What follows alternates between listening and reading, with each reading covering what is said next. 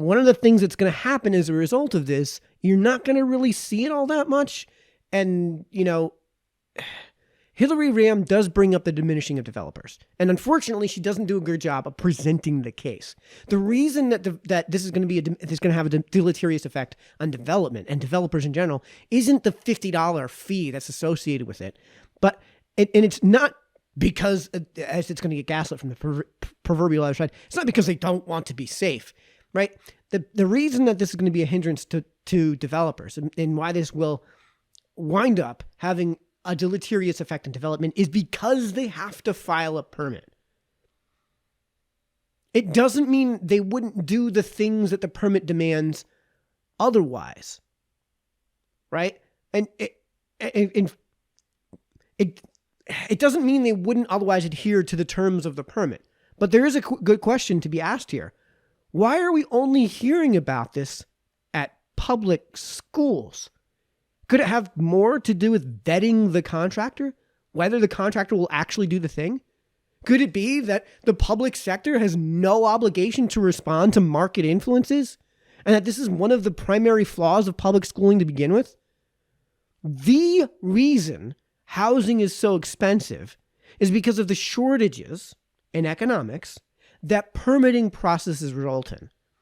In this case, it's almost certainly not going to be people just not coming to New Milford because they have to file this permit.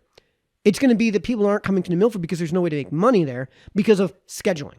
So what this is going to do is instead of, let's say it takes you 9 months to build a house, right? Let's say it takes 9 months. I have no idea how long it actually takes today.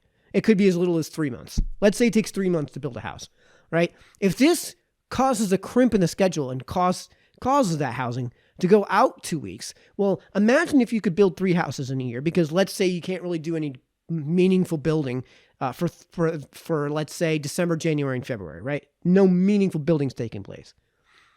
If you extend that out 2 weeks, then with each one of those building projects, over time, what that's going to do is it's going to backlog all that development. So instead of, let's say over the course of 3 years, you get, say, 200 houses, and I'm just going with houses because it's an easy thing to conceptualize.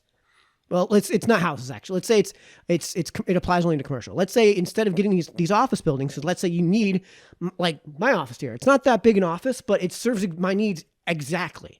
It does exactly what I need it to do. It's a really small office with no windows.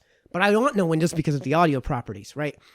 Because of the acoustic properties of glass are not conducive to have for what I do, right?